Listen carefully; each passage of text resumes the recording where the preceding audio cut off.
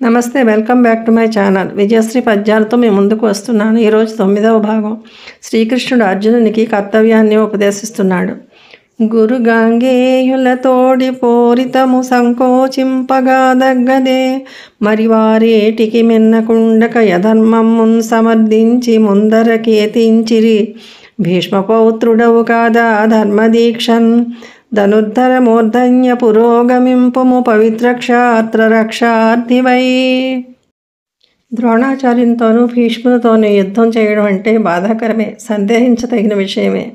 మరి వారి యుద్ధం మానివేయచ్చు కదా. అధర్మాన్ని సమర్థించి యుద్ధం చేస్తున్నారు. కారణం వారు వారి పక్షంలో ఉండడం వల్లనే కదా.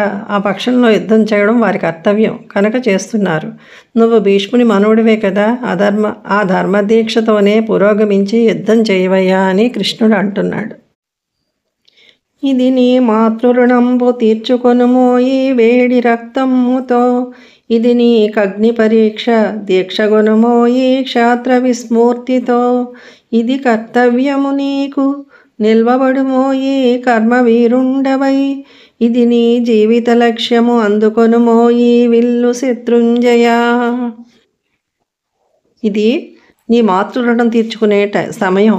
వేడి రక్తంతో ఆ రుణం తీర్చుకో. ఇది నీకు అగ్ని పరీక్ష, దీక్షతో కర్తవ్యాన్ని నిర్వర్తించు. ఇది నీ జీవిత లక్ష్యం, ముందుకు సాగవయ్యా విల్లు పట్టుకుని శత్రుంజయ అని కృష్ణుడు అంటున్నాడు.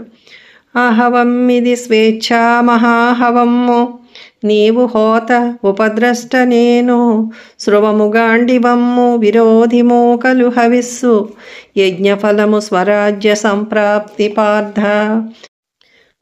అర్జున, ఈ యుద్ధము ఒక మహాయజ్ఞము.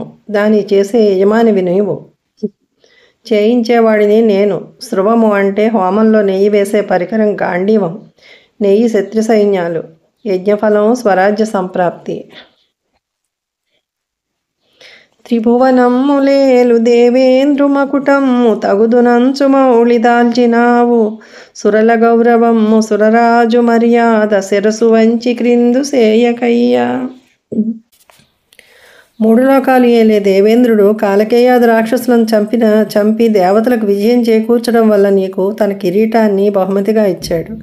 ఆ కిరీటం పెట్టుకున్న నీ శిరస్సును శత్రువుల ముందు వంచి దేవతల గౌరవాన్ని దేవేంద్రుడి గౌరవానికి లోపం తీసుకురాకయ్యా అని కృష్ణుడు అంటున్నాడు.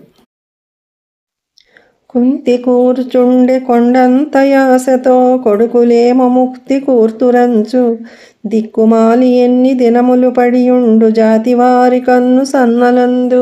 మీ తల్లి కుంతీదేవి ధృతరాష్ట్రుని రాజ్యంలోనే కదా విదురునింట్లో ఉంటున్నది. అలా ఎన్ని రోజులను దిక్కు లేకుండా పరాయి పంచను అని కృష్ణుడు అంటున్నాడు. పార్థ శబ్దమున కపార్థము కలిగించి పాడి సెడుటరా చపాడిగాదు, ఇట్టి కొడుకు వన్న నింద్రుని సభనున్న పాండురాజుకింక బ్రతుకగలదే. పార్థ శబ్దానికి నీకున్న పార్థుడు అనే పేరుకి అపార్థం కలిగించి వాడి చెడడం రాచపాడి కాదయ్యా. ఇట్టి కొడుకు వన్న నింద్రుని సభనున్న పాండురాజుకి ఇంకా బ్రతుకగలదే.